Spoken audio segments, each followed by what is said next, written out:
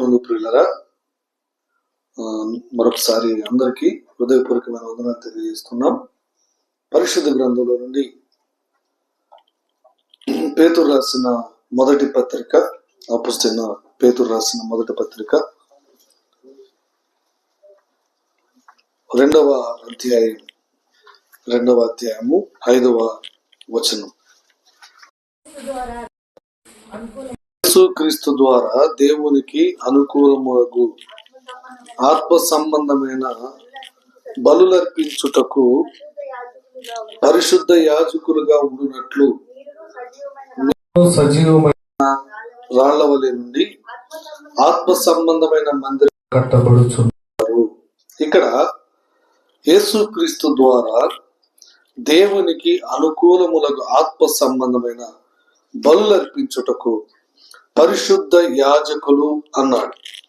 9వ వచనంలో కూడా, అయితే మీరు చీకటిలో నుండి ఆశ్చర్యకరమైన తన వెలుగులోనికి మిమ్మల్ని పిలిచిన వాని గుణాతిశయమును ప్రచురం చేయు నిమిత్తము ఏర్పరచబడిన వంశమును, రాజులైన యాజక సమూహం.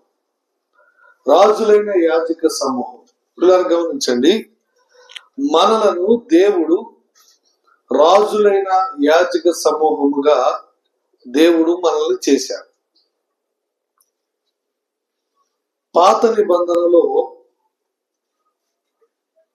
యాజకులు ఉన్నారు, వారికి ప్రధాన యాజకుడు కూడా ఉన్నాడు. దేవుని మందిరములో బలులు అర్పించే కాడ, ధూపం వేసే కాడ, రొట్టెల కాడ, అలాగే ప్రధాన యాజకుడు లోపల మందసం దగ్గర ఇలా పని చేయడానికి దేవుడు ఏర్పాటు చేసినటువంటి యాజకులు ఉన్నారు. ఆశ్రయపురాల్లో పని చేయడానికి యాజకులు ఉన్నారు.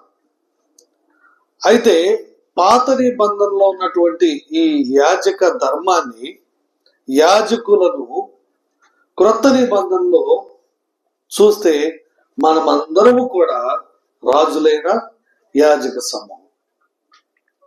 పాత నిబంధనలో ప్రత్యేకించుకున్నాడు, ప్రత్యేకంగా ఏర్పాటు చేసుకున్నాడు కదా, అహరోను సంతతి వారు. కానీ క్రొత్త నిబంధనలో యేసుక్రీస్తు ప్రభువుని నమ్మి బాప్తిసం పొంది రక్షించబడినటువంటి వారిని, ఆ రొట్టెలో పాత్రలో చేవేసేటువంటి వారిని రాజులైన యాజక సమూహంగా పిలుస్తున్నాడు. ఇప్పుడు మనందరం కూడా ఎవరని చెప్పండి? రాజులైన యాజక సమూహం. కాబట్టి దేవుని పిల్లలమైన మనము రాజులైన యాజక సమూహముగా కొనసాగుతూ ఉన్నాం. ఈ కొనసాగుతున్నటువంటి క్రమములో పాత నిబంధనలో యాజకులను ఒక ప్రత్యేకంగా ఎన్నుకున్నాడు దేవుడు కదా. చూడండి, నిర్గమాకాండం 28వ అధ్యాయం 3వ వచనం. నిర్గమాకాండం 28వ అధ్యాయం 3వ వచనం. అహరోను నాకు యాజకుడగునట్లు నీవు అతని ప్రతిష్ఠించుదువు, అతని వస్త్రములను కుట్టుటకై నేను జ్ఞానాత్మతో నింపిన వివేక హృదయులందరికీ ఆజ్ఞయము. ఇక్కడ మనం చదువుకున్నట్లుగా, అహరోను నాకు యాజకుడగునట్లు నీవు అతన్ని ప్రతిష్ఠించదువు అన్నాడు. అహరోనునే కాదు, తర్వాత మనం చదువుకుంటూ వెళ్తే వారి కుమారులను కూడా ఏం చేశారు చెప్పండి? యాజకులుగా ప్రతిష్ఠించారు. పాత నిబంధనలో ఉన్నటువంటి కొన్ని విషయాల్ని క్రొత్త నిబంధనతో పోల్చడానికి చిన్న చిన్న విషయాలు నాకున్న జ్ఞానాన్ని బట్టి పోల్చడానికి నేను ఇష్టపడుతున్నా. మీరు కూడా ఏమైనా ఉంటే వాటిని చదివి పరిశీలన చేసి తెలుసుకోవడం మంచిది. చూడండి, వారిని ప్రత్యేకంగా ప్రతిష్ఠించుకున్నాడు. యాజక ధర్మాన్ని లేదా యాజక పనిని చేయడానికి వారిని ప్రత్యేకంగా ఏర్పాటు చేసుకున్నాడు. బాగుంది.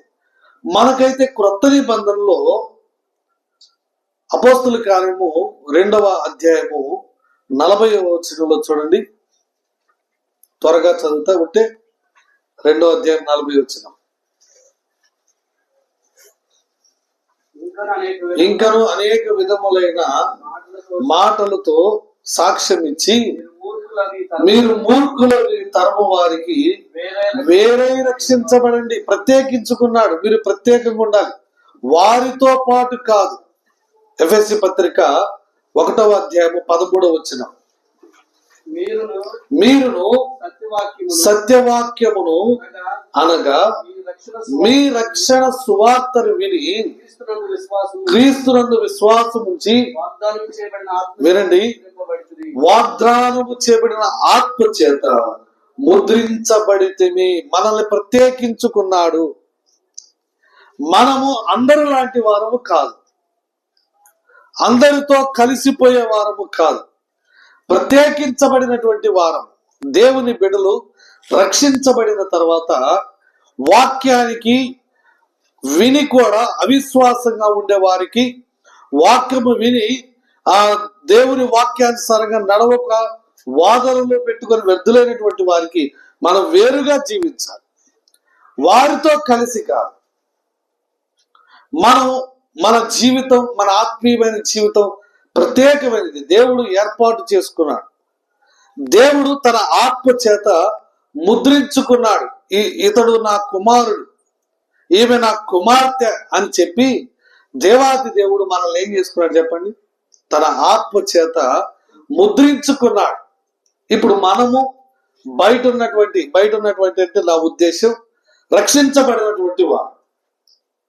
యేసుక్రీస్తు ప్రభు తన పాపముల కొరకు చనిపోయాడు, తిరిగి లేచాడు, ఆయనతో పాటు మేము కూడా లేపబడతాము అనే విశ్వాసము లేనటువంటి వారు. రక్షించబడిన వారికి, రక్షించబడిన మనకి ఇద్దరము సమానంగా చూసుకోవచ్చా? చూడడానికి వీల్లేదు. వారి వస్త్రధారణ వేరు, వారి యొక్క అలవాటులు వేరు, వారి ఆలోచనలు వేరు, వారు నియమించబడిన విధానాలు వేరు. కానీ మనం వేరు, మన యొక్క అలవాటులు వేరు, మన ప్రత్యేకత వేరు. మనము దేవుని కొరకు ఆత్మచేత ముద్రించబడి దేవుని బిడ్డలంగా ఉన్నటువంటి వారు. తను ఎందరు అంగీకరించుదురో అనగా అన్నాడు కదా, ఆయన వాక్యమును అంగీకరించినటువంటి వారు ఆయన బిడ్డలకు ఆయన అధికారమునిచ్చాడు. తన పిల్లలు అవడానికి అధికారాన్ని ఇచ్చాడు. వాక్యము ద్వారా పుట్టిన వారము కానీ శరీరేచ్ఛల ద్వారా పుట్టిన వారం మనము కాదు. కాబట్టి మనము ప్రత్యేకించబడిన వారు. ఇప్పుడు మనము బయట ఉన్నటువంటి లేకపోతే రక్షించబడిన వారితో మనం పోల్చుకోవడానికి వీలు లేదు. చాలాసార్లు వాళ్ళు అలాగ ఉన్నారు, మనం కూడా అలాగ ఉండాలి. వారు ఇలా వెళ్తున్నారు, మనం ఇలా వెళ్ళాలి. వారు అవి తింటున్నారు, మనం ఇవి తినాలి. ఇలాంటి పోలికలు పోల్చుకుంటాం. మనం ప్రత్యేకించబడిన వారు, మనం దేవుని బిడ్డలు, దేవుని చేత ముద్రించబడిన వారు, మనకు ప్రభు ఇచ్చేదాకా నిరీక్షణ కలిగినటువంటి వారు. సరే, నేను అటువైపు వెళ్ళటం లేదు, కానీ ప్రత్యేకమైన జీవితాన్ని కూడా జీవించాలి. మనకొక దేవుని వాక్యం స్థిరమైనది ఉంది. అది ఏమి బోధిస్తుందో, ఏమి నేర్పిస్తుందో దానిని అనుసరించి నడవవలసిన అవసరం ఎంతైనా ఉంది. యాజకులు ధర్మశాస్త్రాన్ని ధ్యానించాలా లేదు? ధర్మశాస్త్రానికి, దేవుని వాక్యానికి కుడికి ఎడమకి తిరగకుండా దేవుని వాక్యం నందు స్థిరులుగా నిలిచిన వారుగా, కదలని వారుగా ఉండాలి. అప్పుడప్పుడు మన మధ్యలో లోక సంబంధులు లేకపోతే ఇతరులు వస్తారు, మనల్ని వాక్యానుసారంగా ఉండనీయకుండా అటు ఇటు జరుపుతారు. కానీ మనము కదలని వారముగా స్థిరులుగా ఉండాలి. ఎందుకంటే మనకు దేవుడు యాజకత్వాన్ని అప్పగించాడు. మనము రక్షించబడిన వారు, మన పౌరస్థితి పరలోకమందు ఉంది. కాబట్టి మనకి ఇతరులకు చాలా వ్యత్యాసము ఉందంటారు కదా, ఉంది. రెండవది చూడండి, నిర్గమకాండలో ఇందాక మీరు చదివినటువంటి వాక్య భాగంలో 28వ అధ్యాయం 3వ వచనంలో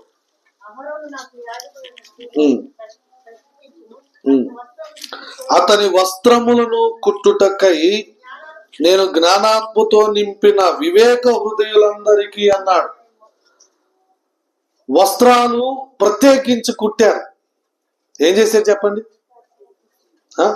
వస్త్రాలను ప్రత్యేకించి కుట్టారు. యాజకులు వేసుకునే వస్త్రాలకు ఇతరులు వేసుకునే వస్త్రాలు వేరే కాదా?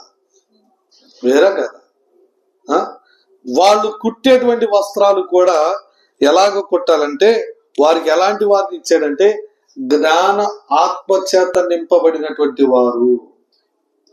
ఈ వస్త్రాలు వేసుకున్నటువంటి ఈ యాజకులు వారి హోదా వేరుగుంటది. ఒక ఆయన ఏమన్నాడంటే, ఈ వస్త్రాలు వేసుకున్నటువంటి యాజకులు గాని, ప్రధాన యాజకులు గాని, ఇవి వేసుకున్నప్పుడు వాళ్ళ కళ్ళల్లో నీళ్లు కూడా రాకూడదు అన్నాడు.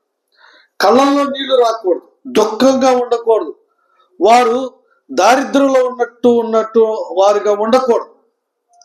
వారి వస్త్రాలు వారి హోదాని చూపించాలి, వారి స్థితిని చూపించాలి.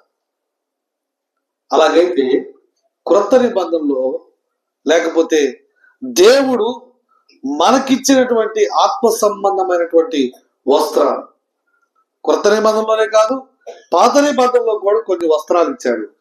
ఆత్మ సంబంధమైనటువంటి వస్త్రాలు. ఆత్మ సంబంధమైనటువంటి వస్త్రాలు మనం ధరించుకున్నప్పుడు దేవుని యొక్క పోలికలో మన స్వారూప్యము కనపడాలి. మనకి రక్షణ వస్త్రం ఇవ్వబడింది, సంతోష వస్త్రం ఇవ్వబడింది, స్తుతి వస్త్రం ఇవ్వబడింది, దీన వస్త్రము ఇవ్వబడింది. ఇలా చెప్పుకుంటూ దేవుడిచ్చినటువంటి ఆ వస్త్రాలను మనం ధరించిన వారంగా ఉండాలి. దేవుడిచ్చినటువంటి ప్రత్యేకమైన వస్త్రాలు అవి జ్ఞానాత్మ చేత నింపబడినటువంటి వారు కుట్టినటువంటి కదా, వేరువేరుగా ఉన్నటువంటి వస్త్రాలు, లేకపోతే ఒకే వస్త్రము అవి ముక్కలు ముక్కలుగా చేయబడి మరలా ఒక సూది దారముతో వాటిని ఏం చేశారు, మరలా జత చేసుకుంటూ వచ్చారు.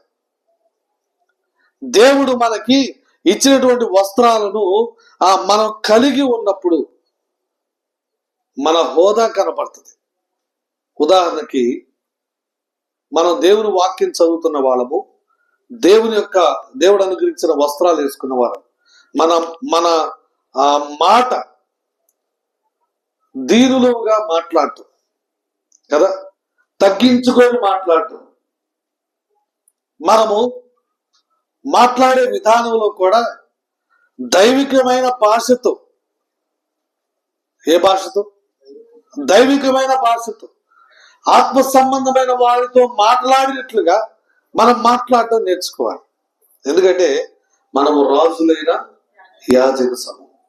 నలుగురు కూర్చున్న కాడ సహోదరులు కానీ రకరకాలైనటువంటి మాటలు, ఇతరులకు సంబంధించిన మాటలు, వాళ్ళని గురించి వీళ్ళని గురించి మాట్లాడేటటువంటి మాటలు, ఇవన్నీ సహజంగా మాట్లాడతారు, ఎవరైనా కూర్చున్నప్పుడు మాట్లాడతారు.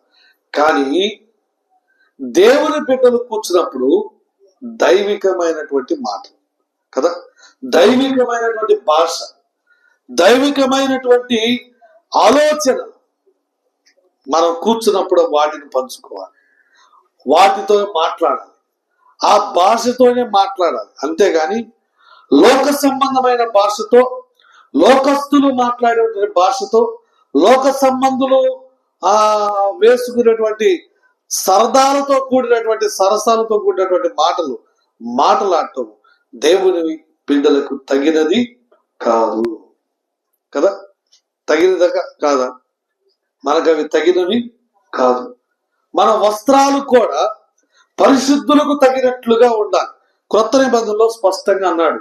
సహోదరుల గురించి కూడా ఏమన్నాడంటే, జడలల్లు కొనుట చేత అని మాట్లాడుతూ వస్త్రాలు లేకపోతే బంగారము వీటి విషయంలో తగినట్లుగా ఉండండి అన్నాడు. ఎలా ఉండాలి? ఎవరికి తగినట్లుగా? పరిశుద్ధులకు తగినట్లుగా. ఎవరికి తగినట్లుగా? పరిశుద్ధులకి మాదిరికరంగా, దేవుని వాక్యానికి మాదిరికరంగా, దేవుని యొక్క బిడ్డలకు తగినట్లుగా మన వస్త్రాలంకరణ ఉండాలి. అది మన హోదాను చూపెట్టాలి. ఏం చూపెట్టాలి? మన యొక్క పనికి మాలిన ఆలోచనలు మన వస్త్రాలను చూపించకూడదు. మనకున్నటువంటి కామ వికారపు చేష్టలు మన వస్త్రాల్లో చూపించకూడదు. మనకున్నటువంటి చెడు దురాలోచనలు మన అలంకరణలో కనపడకూడదు. మరి ఏం కనపడాలంటే పరిశుద్ధత కనపడాలి, దీనత్వం కనపడాలి కదా. దేవుని బిడ్డలకు తగినట్లుగా మన అలంకరణ ఉండాలి, కానీ మన అలంకరణ లోకస్తులకు తగినట్లుగా ఉండకూడదు. ఎందుకంటే మనము రాజులైన యాజక సమూహం. మిగిలిన వారు అలా చేసుకోనివ్వండి, అది వారికి ఇష్టం, వారు అలా చేసుకుంటున్నారు, వారి గురించి వదిలేయండి. వారు మనము ప్రత్యేకించబడిన వారు మన సంగతి మనకు అర్థమైతే మన ప్రత్యేకత మనకు ఉండాలి. ఏముండాలి చెప్పండి? మన ప్రత్యేకత మనకు ఉండాలి. ఇంకోటి ఏంటో తెలుసా? ఈ వస్త్రాలు చింపుకోకూడదంట. యాజకులు తమకు కుట్టి ఇచ్చినటువంటి ఈ వస్త్రాలు వాళ్ళు ఏం చేసుకోకూడదు? చింపకూడదు. మనం కూడా మనకు వేసుకునేటువంటి వస్త్రాలు, లేదా ఈ రక్షణ వస్త్రము, సంతోష వస్త్రము, స్తుతి వస్త్రము, దీన వస్త్రము కదా, ఆత్మ సంబంధమైన ఈ వస్త్రాలు అలంకరణలో ధరించుకున్నప్పుడు వాటిని తీసివేసుకునే వాళ్ళుగా ఉండకూడదు. మనం తీసుకోం, కానీ ఒకడున్నాడు తీసేవాడు. వాడు ఏం పని చేస్తాడంటే, ఎప్పుడు చర్చిలో నుండి బయటకు వస్తారు, ఎప్పుడు ఇంట్లో నుండి బయటకు వస్తారు, ఎప్పుడు ప్రార్థన చేసుకోకుండా బయటకు వస్తారు, ఎప్పుడు వాక్యం చదవకుండా బయటకు వస్తారు, ఆత్మ సంబంధమైన వారిగా ఉండకుండా ఎప్పుడు బయటకు వెళ్తారా అని ఎదురు చూస్తూ కూర్చుంటాడు. ఎవరు? సాతాను కదా. ఒకడు యెరూషలేము నుండి యెరికో వైపు వెళ్తున్నాడు. దిగి వెళ్తూ ఉండగా ఎప్పుడు కాపలా కాస్తా కూర్చున్నారు దొంగలు. ఏం చేశారు చెప్పండి? అతన్ని కొట్టి, దానికి ముందేం చేశారు? వస్త్రాలు తీసివేసి అతను కొట్టి కొన ప్రాణంతో ఉంచెళ్ళారు. ఒకడున్నాడు, వాడు ఎప్పుడు మన వస్త్రాలు లాగివేయడానికి చూస్తాడు. ఇందాక ఆరాధన విన్నాం, ఆదామా నీవెక్కడా అని అడిగినప్పుడు అతడు చెట్టు చాటున ఏమి లేక దిగంబరి అయిపోయాడు. దేవుడు అడుగుతాడు, నీ వస్త్రాలు ఏయి అని. ఆయన అడిగినప్పుడు నీ వస్త్రాలు కనబడకపోతే ఎంత సిగ్గు. దేవుడు ఇచ్చేటువంటి వస్త్రాలు ప్రత్యేకమైనవి. మనకి ఇవ్వబడినటువంటి వస్త్రాలు ప్రత్యేకమైనవి. మన వస్త్రాలు ఇతర వస్త్రాలతో సంబంధము లేని వస్త్రాలు ప్రత్యేకమైనవి. మన భాష ప్రత్యేకమైంది, మనం పలకరించే విధానం ప్రత్యేకమైంది, మనం వేసుకునే వస్త్రాలు ప్రత్యేకమైనవి. బాహ్యమైనవి కూడా దేవుని బిడ్డలకు తగినట్లుగా ఉండాలి, లోకస్తులకు తగినట్లు కాదు. లోకస్తులు వారి ఇష్టం, కానీ దేవుని బిడ్డలు పరిశుద్ధులకు తగినట్లుగా ఉండాలి. వస్త్రధారణ వారికి ఇచ్చాడు. ఆ వస్త్రాలంట వారిని ఘనపరిచేటట్లుగా ఉన్నాయంట. యాజకులు ఎలా చేసేటట్టుంది చెప్పండి? వారిని ఘనపరిచేటట్టుగా, ప్రత్యేకంగా చూపెట్టేటట్టుగా ఉన్నాయి. అయితే నీ వస్త్రాలు లోకస్తులతో కలిసిపోతున్నావేమో, లోక సంబంధులతో కలిసిపోతున్నావేమో. ప్రత్యేకత లేకుండా, ఆత్మ సంబంధులుగా లేకుండా మన వస్త్రాలంకరణ ఉంటుంది ఏమో. ఒకసారి ఆలోచించేద్దాం. దేవుని బిడ్డలకు తగినట్లుగా మనం ఏ పని చేసినా ఆయనకు తగినట్లుగా ఉండాలి. ఎవరికి తగినట్లుగా? దేవునికి తగినట్లుగా. ఇప్పుడు మొదటిది ఒకటి చెప్పుకున్నాం, యాజకులు ప్రతిష్ఠించబడ్డారు. మనం ఏం చేయబడ్డాం? ఆత్మచేత ముద్రించబడ్డాం. అవునా కదా? యాజకులు ప్రత్యేకమైన వస్త్రాలు ఉన్నాయి, మనకు కూడా ప్రత్యేకమైన వస్త్రాలు ఉన్నాయా కదా? వస్త్రాలు ఉన్నాయి. మన వస్త్రాలు మనం ఏం చేయాలి? జాగ్రత్తగా కాపాడుకోవాలి. అర్థమైంది? తర్వాత యాజకులకు ఒక పని ఉంది. మీరు ఇవన్నీ నిర్గమాకాండంలో, లేవియాకాండంలో ఉంటాయి, చదువుకోండి. చదివితే బాగుంటుంది. యాజకులకి ఒక పని ఉంది. ఆ పని ఏంటంటే వాళ్ళు బలులు అర్పించాలి. బలులు అర్పించాల్సిన పని ఉంది. ఎవరైనా పాపం చేసి వచ్చారనుకోండి, వారి కొరకు అర్పించవలసిన బలం ఉంది. ఎవరైనా అపరాధము చేసి వచ్చారనుకోండి, వారి కొరకు అర్పించవలసిన బలి ఉంది. ఎవరైనా సమాధానం లేకుండా వచ్చారనుకోండి, వారి కొరకు అర్పించవలసిన బలి ఉంది. అర్థమవుతుందా? నేను సమయం లేదు కాబట్టి మామూలుగా చెప్పుకుంటా వెళ్తున్నా. వారి కొరకు అర్పించవలసిన బలి ఉంది. అయితే మరి క్రొత్త నిబంధనలో ఒక బలి అర్పించబడింది. అది మన ప్రభు అయిన యేసుక్రీస్తు వారు. అందరికీ సరిపోయినటువంటి బలి అన్నాడు కదా హెబ్రీ పత్రికలో. అందరికీ సదాకాలము సరిపోయినటువంటి బలిని దేవుడు అర్పించాడు. అయితే వారేమో పాపం చేసి వచ్చిన వారి కొరకు బలి అర్పించేవాళ్ళు. ఇప్పుడు మనమేం చేయాలి? పాపము చేసిన వారికి ఆ ఆఖరి బలి ఉంది చూసారా, ప్రభు అయిన యేసుక్రీస్తు వారి బలి. ఆ బలిని గురించి వారికి పరిచయము చెయ్యాలి. వారితో మాట్లాడాలి. అపరాధము చేసిన వారితో మాట్లాడాలి. సమాధానం లేని వారితో మాట్లాడాలి. ఇదిగో నీ కొరకు ఒక బలి అర్పించబడింది. మాటి మాటికి ఇక బలులు అర్పించాల్సిన పని లేదు. నీ కొరకు అర్పించబలి సిద్ధంగా ఉంది. ఆ రక్తంలో నీవు కడగబడితే నీ పాపాలు కొట్టివేయబడతాయి. గతములో యాజకులు అర్పించిన లేదా పాత నిబంధనలో యాజకులు అర్పించిన ఆ బలులు సంవత్సరం అర్పించవలసి వచ్చేది. ఇప్పుడైతే పాపములు ఎన్నటికీ జ్ఞాపకం చేసుకోకుండా తూర్పుకి పడమరికి ఎంత దూరమో అంత దూరం తీసివేయడానికి ప్రభు అయిన యేసు యొక్క రక్తము మన పాపములన్నీ కడిగి పరిశుద్ధపరుస్తుంది. అది మనం పరిచయం చేయాలి. అపరాధం చేసిన వాళ్ళకి, సమాధానం లేని వారికి సమాధానకర్తను పరిచయం చేయాలి. అసలు మనం ఆ రొట్టెలో పాత్రలో చేయి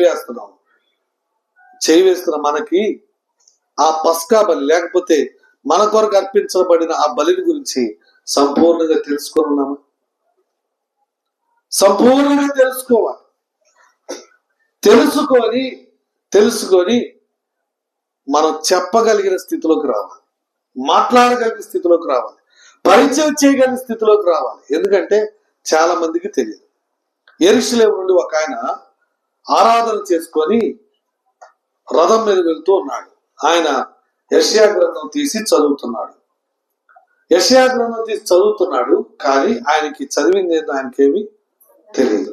అప్పుడు ఫిలిప్ అనే ఆయన రథం దగ్గరికి వస్తూ ఉండగా ఆయన అడిగాడు, నువ్వు చదువుతున్నది ఏందో నీకు తెలుసా? అప్పుడు అన్నాడు, ఎవడైనా నువ్వు మార్గము చూపించకపోతే నాకు ఎలా తెలుస్తుంది? అపోస్తలుల కార్యం 8వ అధ్యాయంలో అన్నాడు.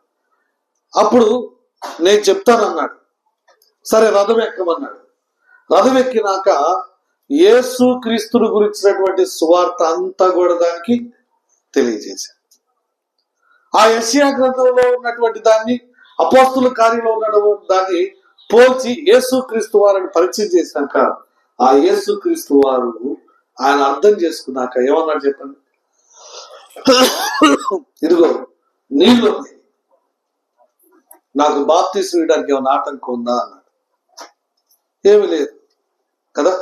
మనము మాట్లాడితే తన పాపమును ఒప్పుకొని పశ్చాత్తాపడి బాప్తీసం పొందే స్థితికి రావాలి. మనం మాట్లాడితే వారు మందిరాలు మానుకునేవాడుగా ఉండకూడదు. దేవునికి దూరం అయ్యేవాడుగా ఉండకూడదు. సమాజానికి లేదా సంఘంలో అందరికీ విరోధులుగా తయారవ్వకూడదు. మనం మాట్లాడితే ఏం జరగాలో తెలుసా? చెప్పండి, ఏం జరగాలి? తన పాపములు ఒప్పుకోవాలి.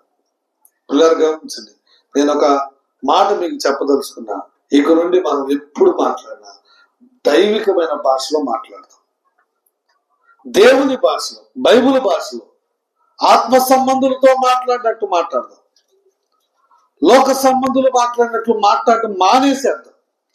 మన నోరు విషయంలో చచ్చిన వారంగా ఉందాం. దేవుని పిల్లలుగా మన భాష, మన వస్త్రాలంకరణ కూడా మన హోదాను చూపించాలి. ఏ హోదాని? ధనవంతులము, చదువుకున్న వాళ్ళము, ఉద్యోగస్తులు అనేది కాదు. ఏం చూపించాలి? ఆత్మ సంబంధులుగా చూపించాలి. ఏం చూపించాలి చెప్పండి? ఆత్మ సంబంధులుగా. నీ వస్త్రాలు చూసినప్పుడు, నీ మాట చూసినప్పుడు, నీ ప్రవర్తన చూసినప్పుడు ఆత్మ సంబంధులుగా ఉండాలి. నువ్వు మాట్లాడుతుంటే తమ పాపములు తాము ఒప్పుకొని యేసు ప్రభు దగ్గరికి నేను కూడా వస్తే బాగుండు అనిపించాలి. ఏమనిపించాలి చెప్పండి? యేసయ్య దగ్గరకు నేను కూడా వస్తే బాగుండు అనిపించాలి. దేవుని సన్నిధికి వస్తే బాగుండు అనిపించాలి. అంతేగాని మన మాటల్లో లోకస్తుల్లాగా మాట్లాడకూడదు. మంచిది. మనము ఎందుకు అలా ఉండాలంటే మనము రాజులైన యాజక సమూహం. దేవుడు ప్రత్యేకించుకున్నాడు, దేవుడు ప్రత్యేకించి పిలుచుకున్నాడు, దేవుడు తన ఆత్మచేత ముద్రించుకున్నాడు, దేవుడు తన మందిరములో పని చేయడానికి ఏర్పాటు చేసుకున్నాడు. పిల్లలు గమనించండి, మరొక మాట చెప్తాను. దేవుని మందిరములో చేయాల్సిన ఈ యాజకులకు ఇంకొక నియమం ఉంది. అది ఒక వ్యాఖ్యానికర్త తెలియజేసిన విషయం.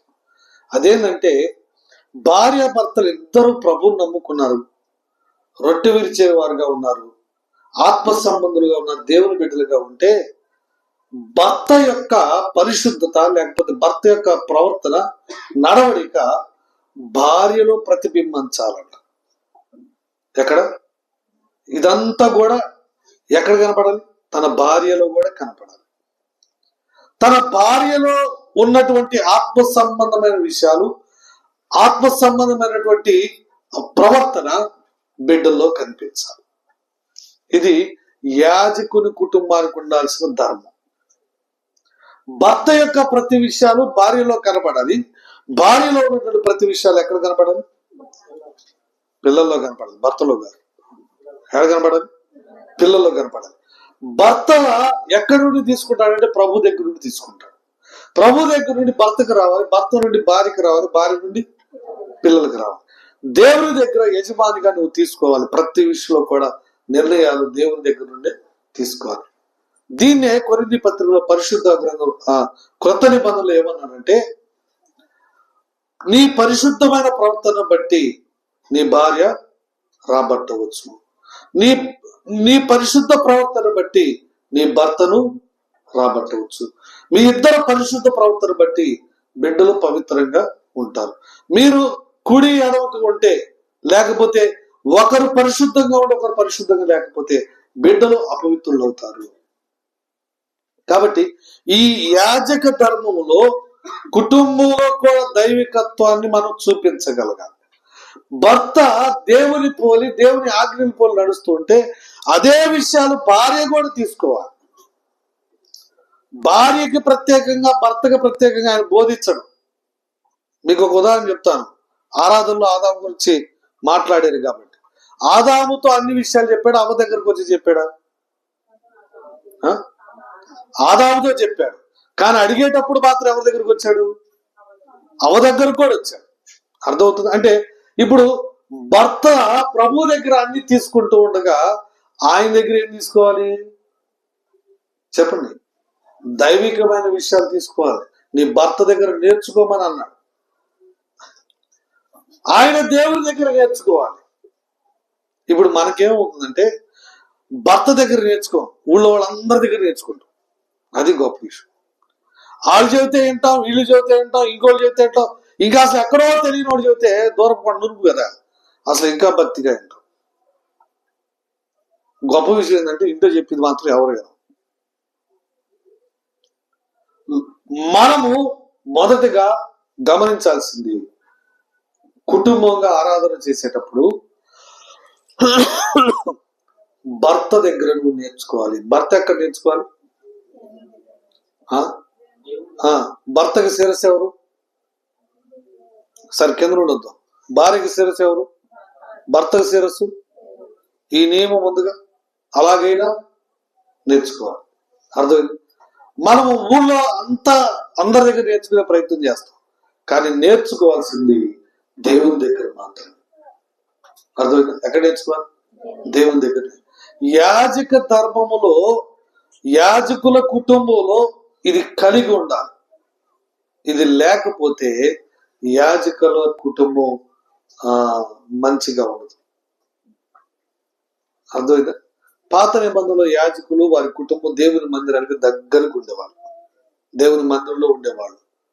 దేవుని మందిరానికి దగ్గరలో ఉండేవాడు. అర్థమవుతుంది. ఇప్పుడు మనందరం కూడా దేనికి దగ్గరలో ఉండాలి? దేవుని మందిరానికి దగ్గరగా ఉండాలి. అందుకే భక్తుడు అన్నాడు, దేవుని మందిరములో నాటబడిన పచ్చని ఒలీవ చెట్టు అన్నాడు. దేవుని మందిరంలో నాటబడిన పచ్చని ఒలీవ చెట్టు. మందిరంలో ఉండాలి, మందిరంలో సంతోషించాలి, మందిరంలో దేవుని బిడ్డలతో ఆనందించాలి. హోటల్కి తీసుకెళ్ళినప్పుడు, బట్టలు కొనిపించినప్పుడు, బాగా ఖరీదైన చెప్పులు కొనిపించినప్పుడు, చెప్పు దగ్గర ఏమంటారు, రకరకాల వాటికి తిరిగినప్పుడు సంతోషించడం కాదు. ఎక్కడ సంతోషించాలి? దేవుని మందిరం. నా మందిరంలో మీరు భోజనం చేసి సంతోషించుడి అన్నాడు. ఎవరితో సంతోషించాలి? దేవుని బిడ్డలతో సంతోషించాలి. మోషే ఏమన్నాడు? ఫరో యొక్క కుమారుడిని అనిపించుకోవడం కంటే ఇశ్రాయేలుతో శ్రమ అనుభవించుటే మేలు. దేవుని పిల్లలకు శ్రమ అనుభవించిన అక్కడే మేలు. దేవుని బిడ్డలతో నిందలు అనుభవించిన అక్కడే మేలు. దేవుని బిడ్డలతో సంతోషించిన అక్కడే మేలు. కొంతమంది దేవుని పిల్లలు ఎవరన్నా ఏమన్నా కానీ మాకు వీడు తిప్పుకొని పోతా ఉంటారు. అసలు వాక్యం అలా చెప్పలా. ఇప్పుడు జరుగుతుంది ఏంటంటే వాక్యానికి విరోధమైంది. దేవుని పిల్లలు ఏమన్నా సరే వారితోనే మనకు సంతోషం, వారి దగ్గరే మనం శ్రమ అనుభవించాలి, వారితోనే మనం కలిసి జీవించాలి. ఎందుకంటే మనము రాజులైన యాజక సమూహం. అర్థమైందా? ఐగుప్తులో రాజకుమారుడిగా ఉండేవాడు, రాజకుమార్తె యొక్క కుమారుడిగా ఉండేవాడు. అది వదులుకొని అరణ్యంలో నడుచుకుంటూ ప్రజలను తీసుకొని వెళ్తూ పనిలో ఉన్నాడు. అది గొప్ప ధనముగా ఎంచాడు. ఏమించాడు చెప్పండి? ఏది గొప్ప ధనం? ఒక సింహాసనం మీద కూర్చొని రాజరికాన్ని అనుభవిస్తూ రాజుగా ఉంటూ ఆజ్ఞాపించేటువంటి దానికన్నా, అప్పట్లో ఉన్న అగ్రరాజ్యమైన ఐగుప్తు ధనము కన్నా ఎడారిలో నడుచుకుంటూ, ఇసుక దిబ్బల్లో నడుచుకుంటూ, వాళ్ళు అంటే అనే మాటలన్నీ భరిస్తూ వాళ్ళని తీసుకుని వెళ్ళే గొప్ప పని ఆయనకు గొప్ప ధనముగా ఎంచబడింది. చాలా మంది ఏంటంటే దేవుని పిల్లలు ఎవరు అనగానే మానేస్తారు వాళ్ళతో మాట్లాడటం. వారితోనే మనం అనుభవించాలి. కాబట్టి యాజక ధర్మంలో ఇది కూడా ఒక ధర్మమే. దేవుని ఇంటిలో, దేవుని సంఘములో, దేవుని పిల్లలతో మనము సంతోషించాలి. మనం రాజులైన యాజక సమూహము కదా.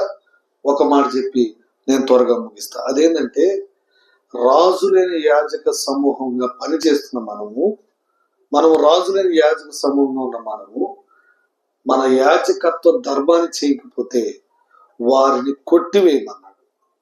ఏం చేయమన్నాడు? వాళ్ళని ఉంచొద్దు. ఎందుకంటే దేవుని మందిరంలో అర్పించాల్సిన బలులు అర్పించకపోతే, నైవేద్యం అర్పించకపోతే, ధూపం వేయకపోతే, దీపవృక్షము వెలిగించకపోతే దేవుని మందిరంలో రావాల్సిన దీవెనల కన్నా ఊరు మీద వచ్చే క్షయ ఎక్కువ ఉంటుంది, కోపం ఎక్కువ ఉంటుంది. దేవుని మందిరంలో విధేయత కలిగి దేవుని మందిరంలో పనిచేస్తుంటే వర్షాలు కురిపించాడు, పంటలు పండించాడు, వారి శత్రువులందరినీ వారిని చెదరగొట్టాడు, ఎన్నో రకాల దీవెనలు కుమ్మరించాడు. దేవుని మందిరంలో నువ్వు యాజకురాలుగా ఉండి దేవుని మందిరంలో పని చేయకుండా, సరిగా ఆరాధన చేయకుండా, లోకస్తుల కన్నా దారుణంగా ఉంటే ఆ యాజక ధర్మంలో నష్టం కలుగుతుంది. అది మనం చూడాల్సింది. ఆ యాజక ధర్మంలో నష్టం జరుగుతుంది. దేవుని కోపానికి గురవుతున్నాం. అందుకని దేవుని పిల్లలమైన మనలను బట్టి ఇతరులు కూడా దీవించబడాలంటే ఈ యాజకత్వాన్ని జాగ్రత్తగా చేయాలి. ఊరకనే మనము రాజులైన యాజక సమూహం అనుకుంటే సరిపోదు. అవునా కదా? మనం అనుకుంటే సరిపోదు. దాని విధులేందో విధానాలేందో తెలుసుకొని అలాగ చేసినప్పుడు మనము దీవించబడతాం. మనతో పాటు మన కుటుంబం, మన కుటుంబంతో పాటు ఇతరులు కూడా దీవించబడతారు. అంతేగాని మనము ధర్మాన్ని లేకపోతే యాజక ధర్మాన్ని యాజకులమై ఉండి కూడా చేయకపోతే మనము నష్టపోతాం, మనతో ఉన్న వాళ్ళని కూడా నష్టం చేస్తాం. అందుకని దేవుని బిడ్డలకి ఒక హెచ్చరిక ఇవ్వబడింది. కొరింథీ పత్రిక 11వ అధ్యాయంలో మనము రొట్టె విరిచే కార్యక్రమం చదువుకుంటూ వెళ్తే మీరు పరిశీలన చేసుకోండి అన్నాడు, వివేకం కలిగి ఉండండి అన్నాడు, పరీక్షించుకోండి అన్నాడు లేదు. ఇలా చేయలేదు, ఇలాగ రొట్టెలో పాల్పొంపులు పొందండి. ఇలా చేయకపోతే కొందరు నిద్రించు వారిగాను, కొందరు రోగులుగాను నష్టం జరుగుతుంది. మీరు కూడుకొనుట మరి ఎక్కువ కీడు కొరకు అన్నాడు, నష్టం జరుగుతుంది. అందుకని మనము రాజులైన యాజక సమూహముగా దేవునికి బలులర్పించేవారుగా ఉండాలి. మన హోదాలో ఉండాలి, మన ప్రతిష్టత లేకపోతే మన జీవితాన్ని జాగ్రత్తగా ఉండాలి అంటే మనల్ని మనం దేవుని చేతికి అప్పగించుకోవాలి. పిల్లలు గమనించండి, మరలా ఒకసారి జ్ఞాపకం చేస్తాను, ముగిస్తాను. వారు ప్రతిష్ఠించబడ్డారు, మనం ఆత్మచేత ముద్రించబడ్డాం. అవునా? వారికి వస్త్రాలు ఇవ్వబడ్డాయి, అవి భౌతికమైన కనబడి వారి హోదాను చూపెట్టాయి. మన హోదాను కూడా చూపించడానికి ఆత్మ సంబంధమైన వస్త్రాలు ఇవ్వబడ్డాయి కదా. వారు బలులర్పించేవారు, పాపం చేసిన వారి కొరకు, అపరాధం చేసే వారి కొరకు సమాధాన బలు, ఇక రకరకాల బలు. మనము కూడా ఆత్మ సంబంధమైన పరిశుద్ధమైన బలులు అర్పించడానికి వచ్చాము. దానితో పాటు వారికి ఆ బలి అయిన ప్రభువుని గురించి పరిచయం చేయడానికి కూడా మనం ఉన్నాం. అర్థమైందా? ఆ తర్వాత యాజకుల యొక్క మాట్లాడే విధానం కదా, లేకపోతే వస్త్రాలంకరణ, వారి ప్రత్యేకతలు, ఇవన్నీ చూసాం. వీటితో పాటు యాజకుల కుటుంబాన్ని చూసాం. యాజకుల కుటుంబాలు, మనము యాజకుల కుటుంబాలు ఎలా ఉండాలి? ప్రత్యేకించబడి ఉండాలి. మనం దేవుని యొక్క మధ్యవర్తులుగా ఉండాలి. భూమి మీద ఆయనకి మధ్యవర్తులు మనమే. నమ్మని వాళ్ళకి దేవునికి మధ్యలో ఉండి మనమే రాయబారులు. మనం పనిని జరిగించాలి కదా, మధ్యవర్తులుగా ఉండాలి. ఇవి చేయకుండా మన ఇష్టం వచ్చినట్టు చేస్తే మనం పొందుకునే దీవెనలన్నీ పోగొట్టుకుంటాం. యాజక ధర్మాన్ని మనం జరిగించాల్సిన విధానాలు కొన్ని విన్నాం. నేను చదువుకొని నేర్చుకున్నాయి మాత్రం మీకు చెప్పాను. ఆత్మీయంగా మనం ఆశీర్వదించబడితే అనేక మంది చూసి ప్రభువుని మహిమపరుస్తారు. ప్రభువు మహిమపరచబడాలి, మనం కాదు. కాబట్టి దేవుని పిల్లలంగా మన ధర్మాన్ని మనము జరిగించాలి. మనలను ఆయన పరిశుద్ధమైన బలులర్పించడానికి యేసుక్రీస్తు ద్వారా మనల్ని యాజకులుగా చేశారు. ఎవరు మనం చెప్పారు? గట్టిగా చెప్పేది, రాజులైన యాజక సమూహం. ఎప్పుడు? మందిరం లోపల కూర్చొని సేపు కాదు, ఎప్పుడు కూడా. ఎవరు మనం? రైట్. ఇప్పుడు మన భాష ఎట్లా ఉండాలి? ఇంక నేను ముగిస్తున్నా. ఎట్లా ఉండాలి? మన భాష దైవికంగా ఉండాలి. దేవుని వాక్యం చదువుతున్నాం, దేవుని మాటలు మాట్లాడుతున్నాం, ప్రార్థన చేస్తున్నాం, దైవికంగా ఉండాలి. ఇంకోసారి అను, మౌత్ తిప్పుతా, ఈ భాష కాదు. అర్థమైందా? దుమ్మెత్తి భాష కాదు, అవి లోకస్తులు మాట్లాడే. అసలు బైబిల్లో చాలా స్పష్టంగా ఉన్న మాటలు. నీ నోట శపితమైనది ఏది కూడా అన్నాడా లేదా? బయటికి పోతే ఏమంటాం? అది నా మీద పడుతుంది, అది ఎప్పుడోకప్పుడు నాశనం అయింది.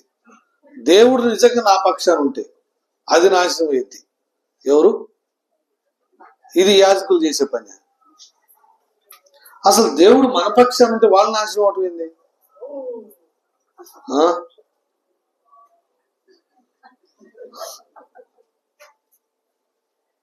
దేవుడు మన పక్షాన ఉంటే వాళ్ళ పిల్లలకి ఏదో ఒకటి అయ్యింది. దేవుడు మన పక్షాన ఉంటే వాళ్ళ వ్యాపారాలకు ఏదో ఒకటి అయ్యింది. దేవుడు మన పక్షాన అవుతియా అబ్బే, ఇది దేవుడి పిల్లల భాష కాదు, మూర్ఖుల భాష. బైబిల్ చెప్పే పదం ఎవరి భాష? మూర్ఖులకు ఈ తరము వారికి వేరే మూర్ఖులు మాట్లాడేటువంటి భాష ఇది. దేవుని పిల్లలు మాట్లాడేది కాదు. దేవుని పిల్లలకు మాట్లాడే భాష అంటే దీవించటం, శత్రువులను కూడా ప్రార్థన చేయమన్నాడు కదా, శపించు వారిని దీవించమన్నాడు. వస్తాయా మనకి అక్క? కష్టం కదా, కష్టం, ఎంత కష్టమో. పిల్లలకి పరీక్షలు పెట్టినట్టు చాలా ఇబ్బంది పడతాం. ఆ భాష మాట్లాడాలన్నా, చెప్పాలన్నా, వాళ్ళు బాగుండాలని కోరుకోవాలన్నా. అందుకే ప్రత్యేకించబడిన వారు యాజకులు, ప్రత్యేకించబడిన వారు మనము దేవునికి బలులు అర్పించేటప్పుడు ఈ ధర్మంలో ఉంటే దేవుడు మనల్ని ఇంకా దీవిస్తాడు. మనుషుల్ని గౌరవించకపోవచ్చు, మనుషులు పట్టించుకోకపోవచ్చు, కానీ దేవుడు విడిచిపెట్టేవాడు కాదు. కాబట్టి అట్టి విధంగా మనం దేవునికి లోబడి జీవించాలని ప్రేమతో కోరుతూ ఈ మాటలు ముగిస్తాం. దేవుడి ఈ మాటలు మన వెనుకల్లో దీవించను కాదు.